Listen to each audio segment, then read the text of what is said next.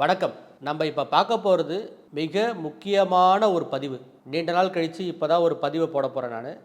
இந்த பதிவு வந்து முக்கியமான ஒரு பதிவு. எதுக்காக அப்படின்னா, இந்த பதிவை நீங்கள் மிஸ் பண்ணிட்டீங்க அப்படின்னா, அடுத்து இந்த ஒரு பதிவை நீங்கள் பார்க்கும்போது 12 வருஷம் கழிச்சு தான் அந்த பதிவை நீங்கள் பயன்படுத்த முடியும். சார் அது என்ன சார் இது 12 வருஷம் கழிச்சு தான் அதை யூஸ் பண்ணக்கூடிய ஒரு முக்கியமான பதிவு அப்படின்னா, எல்லாருமே வந்து சொல்லியிருப்பாங்க, குரு பயிற்சி இருக்குது, குரு பயிற்சி ஆயிடுச்சு, குரு பயிற்சி நடந்துட்டு இருக்கு அப்படின்னு சொல்லிட்டு சொல்லுவாங்க. ஆனால் குரு பயிற்சின்றது வந்து குரு ஒரு ராசி மண்டலத்திலேருந்து ஒரு ராசி மண்டலத்துக்கு ஒரு வருடத்துக்கு ஒரு தடவை பயிற்சி ஆவார். அது எல்லாருக்குமே நார்மலாக தெரியுது. ஆனால் குரு அதிசார பெயர்ச்சி அப்படின்றது வந்து தன்னுடைய மூவ்மெண்ட்ல இருந்து கொஞ்சம் ஃபாஸ்ட் ஃபார்வர்டா ஜூபிட்டர் மூவ் ஆகும். அந்த குரு பெயர்ச்சின்றது வந்து ஓட்டத்துல இருந்து கொஞ்சம் வேகமா அதனுடைய சுழற்சி இருக்கும். அதை வந்து அதிசார பெயர்ச்சி அப்படின்னு சொல்றோம். சார் அது வருஷம் தான் நடக்குது சார். எப்பயுமே அந்த அதிசார பெயர்ச்சின்றது நடக்குது. இந்த அதிசார பெயர்ச்சி இப்போ நீங்க சொல்றதுக்கு என்ன சார் காரணம் அப்படின்னா, அக்டோபர் 18 ஒரு 20 நாள் கழிச்சு எதுக்கு சார் இந்த பதிவு சொல்றீங்க நீங்க? அக்டோபர் 18 தானே சார் அதிசார பெயர்ச்சி அப்படின்னும் போது, அதிசார பெயர்ச்சி நடந்துட்டாலே ஒரு மிராக்கிள் நடக்கும்.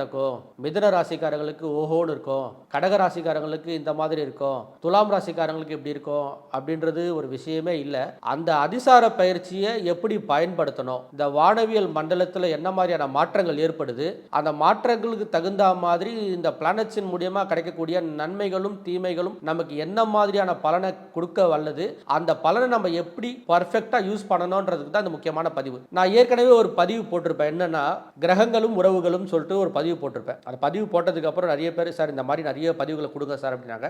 அதில் இப்போ நான் கொடுக்க போகிறது ஒரு முக்கியமான ஒரு விஷயம். அக்டோபர் 18ஆம் தேதி குரு மிதுன ராசி புனர்பூச நட்சத்திரம் 3ஆம் பாதத்தில் இருந்து அவர் கடகராசி பூச நட்சத்திரத்துக்குள்ள டிராவல் ஆகக்கூடிய ஒரு டைம். அவர் அக்டோபர் 18 இருந்து டிசம்பர் 5 வரைக்கும், கரெக்டாக அக்டோபர் 18 9:38 PM கடகராசிக்குள்ள என்ட்ரானவர் அதிசாரம் ஆயிட்டு மறுபடியும் ரெட்ராகேட் ஆகிறாரு. ரெட்ராகேட் ஆகிட்டு மறுபடியும் மிதுனராசிக்கு அவர் போகிறாரு.